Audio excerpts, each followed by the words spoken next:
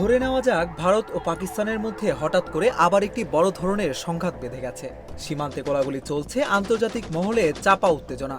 আর এদিকে পাকিস্তান আশা করছে যদি সৌদি আরব এবার পাশে এসে দাঁড়ায়, যদি রিয়াদ তাদের শক্তিশালী যুদ্ধবিমান যেমন F-15 কিংবা ইউরোফাইটার টাইফুন পাঠিয়ে ইসলামাবাদকে রক্ষা করে। এমন ভাবনার পেছনে বাস্তব কারণও আছে। সৌদি আরব ও পাকিস্তানের সদ্য স্বাক্ষরিত এক প্রতিরক্ষা চুক্তি। কিন্তু প্রশ্ন হচ্ছে, এই চুক্তি কি সত্যি ভারতের বিরুদ্ধে যুদ্ধে সৌদি আরবকে টেনে আনবে, নাকি এটা শুধু রাজনৈতিক নাটক, এক ধরনের কৌশলগত প্রদর্শনী?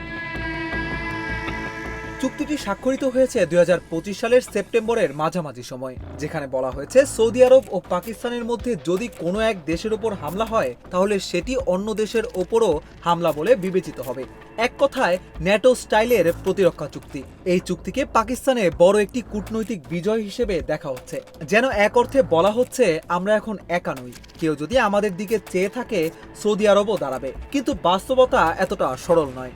বিশ্লেষকরা বলছেন, এই চুক্তি যতটা না প্রতিরক্ষা ব্যবস্থা, তার চেয়ে বেশি একটি বার্তা, যেটা ইসরায়েলের দিকে তাক করেই সাজানো। ভারতের জন্য বিষয়টা কতটা গুরুত্বপূর্ণ? চুক্তি প্রকাশ্যে আসার পরপরই সৌদি আরব নিজেই বলেছে, এই চুক্তি কোনো নির্দিষ্ট দেশের বিরুদ্ধে নয়। আমাদের ভারতের সঙ্গে সম্পর্ক আগের চেয়ে আরও শক্তিশালী এবং সেই সম্পর্ক আরও এগিয়ে নিয়ে যেতে চাই। বার্তা সংস্থা রয়টার্সকে দেওয়া এক সৌদি কর্মকর্তার বক্তব্য ছিল, আমরা এই অঞ্চলে শান্তি বজায় রাখতে চাই এবং ভারতের সঙ্গে আমাদের অর্থনৈতিক ও কৌশলগত সম্পর্ক আগের চেয়েও গভীর। একথা বলার পেছনে কারণও রয়েছে। 2024-25 অর্থ বছরে ভারত ও সৌদি আরবের মধ্যকার বাণিজ্যের পরিমাণ ছিল প্রায় 41.88 বিলিয়ন মার্কিন ডলার, যেখানে পাকিস্তানের সঙ্গে সৌদির বাণিজ্য মাত্র 3 থেকে 4 বিলিয়নের মধ্যে। এমন অবস্থায় সৌদি আরব কি সত্যি ভারতের বিরুদ্ধে যুদ্ধে নামবে? আবার ভারত বিষয়টি নিয়ে সরাসরি প্রতিক্রিয়াও দিয়েছে। তারা বলছে, এটি সৌদি আরব ও পাকিস্তানের মধ্যে একটি পুরনো সম্পর্ককে আনুষ্ঠানিক রূপ দেওয়া মাত্র। ভারতের দিক থেকে বলা হয়েছে, তারা বিষয়টি গভীরভাবে পর্যবেক্ষণ করছে এবং জাতীয় নিরাপত্তার উপর এর প্রভাব বিবেচনায় নিচ্ছে। কিন্তু ভারতের অবস্থান মোটামুটি পরিষ্কার। তারা বিষয়টি নিয়ে উদ্বিগ্ন হলেও সরাসরি বিরোধে নামতে চাইছে না। আবার এই চুক্তির সময়টা একেবারেই আকস্মিক নয়। মাত্র কয়েকদিন আগে ইসরায়েল হামলা চালিয়েছে কাতারের কিছু অঞ্চলে, যেখানে সন্দেহভাজন হামাস নেতারা অবস্থান করছিলেন। সেই ঘটনার পরই মধ্যপ্রাচ্যের দেশগুলোতে এক ধরনের নিরাপত্তা সতর্কতা বাড়ে। অনেকেই বলছেন, এই চুক্তির মাধ্যমে সৌদি আরব আসলে ইসরায়েলের প্রতি একটি বার্তা দিচ্ছে যে তারা এখন একা নয়, এবং পাকিস্তানকে পাশে রেখে একটি বৃহত্তর ইসলামিক ঐক্যের ইঙ্গিত দিচ্ছে।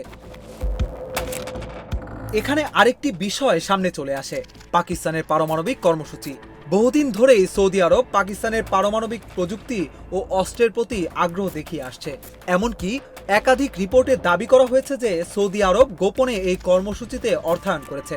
পাকিস্তানের সাবেক জেনারেল ফিরোজ হাসান খানের বই ইটিং গ্রাসে এমন ইঙ্গিত পাওয়া যায়। আবার পাকিস্তানি কূটনীতিকরাও পূর্বে বলেছিলেন যে সৌদি আরবকে পাকিস্তানের পারমাণবিক ছাতার আওতায় আনা হতে পারে। আজ যখন ইসরায়েলের পারমাণবিক সক্ষমতা নিয়ে মুসলিম বিশ্বে উদ্বেগ, তখন এই নতুন প্রতিরক্ষা চুক্তিকে অনেকে দেখছেন সেই উদ্বেগের কৌশলগত উত্তর হিসেবে। তবে আন্তর্জাতিক বিশ্লেষকরা বলছেন, ভারতের সঙ্গে পাকিস্তানের সম্পর্ক বরাবরই উত্তপ্ত ছিল। দুদেশ অন্তত 4টি বড় যুদ্ধ এবং 3টি সামরিক সংঘর্ষে জড়িয়েছে। এই বাস্তবতা সৌদি আরব জানে ভালো করেই। তাই এই চুক্তির ভাষা যতই জোরালো হোক না কেন, রিয়াদ নিশ্চয়ই জানে ভারতকে সাময়িকভাবে বিরোধী করা মানে শুধু কূটনৈতিক সম্পর্ক নয়, বিশাল অর্থনৈতিক সুযোগও বিসর্জন দেওয়া। ফলে সৌদি আরব এই চুক্তি করলেও তা বাস্তবে রণক্ষেত্রে গড়ানোর সম্ভাবনা খুবই কম। সত্যি বলতে কি, এই চুক্তির আসল উদ্দেশ্য ভারত নয়, বরং মধ্যপ্রাচ্যের কৌশলগত ভারসাম্য রক্ষা, বিশেষ করে ইসরায়েলের বিরুদ্ধে সম্ভাব্য প্রস্তুতি। পাকিস্তান চায় এই চুক্তিকে ব্যবহার করে নিজেদের অবস্থান আন্তর্জাতিকভাবে আরও জোরালো করতে, যাতে পরবর্তী সময়ে যদি ভারত কোনো সামরিক সিদ্ধান্ত নেয় তাহলে পাকিস্তান অন্তত কাগজে কলমে মিত্রদের সাহায্য পাবার দাবি করতে পারে। কিন্তু সৌদি আরবের কাছে ভারত অনেক বেশি গুরুত্বপূর্ণ, বিশেষ করে অর্থনৈতিক এবং কৌশলগতভাবে। সব মিলিয়ে বলা যায়, সৌদি আরব ও পাকিস্তানের প্রতিরক্ষা চুক্তি যতটা না মাঠে যুদ্ধ তৈরি করবে, তার চেয়ে অনেক বেশি এটি একটি কৌশলগত প্রতীক। কাগজে লেখা কিছু শব্দ যা বাস্তব ভূ রাজনীতির কঠিন অঙ্কের মুখোমুখি দাঁড়ালেই নরম হয়ে যাবে। কাজেই ভারত পাকিস্তান যুদ্ধ হলে সৌদি আরব ভারতের বিরুদ্ধে হামলা চালাবে কিনা এর উত্তর এখনো না এর দিকেই ঝুঁকে আছে।